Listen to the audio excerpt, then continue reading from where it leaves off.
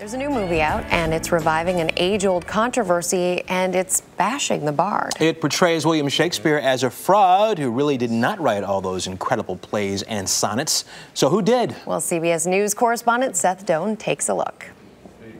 His lines, like "parting is such sweet sorrow," are legendary. Who else could have described Hamlet's dilemma as to be or not to be? That is the question. There's no question William Shakespeare is considered among the best playwrights ever. He's celebrated here on Literary Walk in New York's Central Park. But were those words really his? A theory that's persisted among a small group of people is now being catapulted to the big screen. What if I told you Shakespeare never wrote a single word? Hollywood director Roland Emmerich chips away at 400 years of literary teaching in his movie Anonymous, which opened Friday. The more and more I read, the more I think like William Shakespeare has not written these works. Actually had nothing to do with it. The film, set in Elizabethan times, suggests that Shakespeare was an uneducated commoner who could have never penned such masterpieces.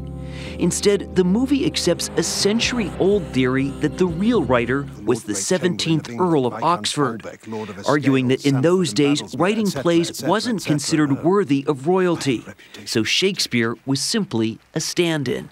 In my world, one does not write plays. I've put my hands on the actual documents, and I've held them and I've read them. Columbia University professor James Shapiro spent 30 years studying the bard, even writing the book Contested Will about Shakespeare's identity.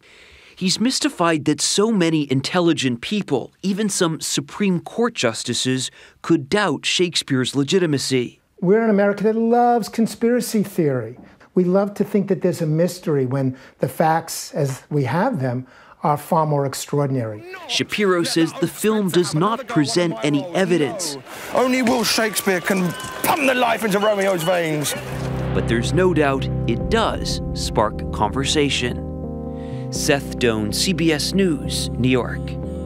What do you think? Yeah, you know what I'm thinking as I watch this? How does the guy who wrote "To Thine Own Self Be True," how does that person not be true to themselves? How can you be a hypocrite? That's a very good point. I don't know. I mean, point. Listen, I'm not saying I know the answer, but it's just an interesting point. Despite what my kids may think, I was not around back then.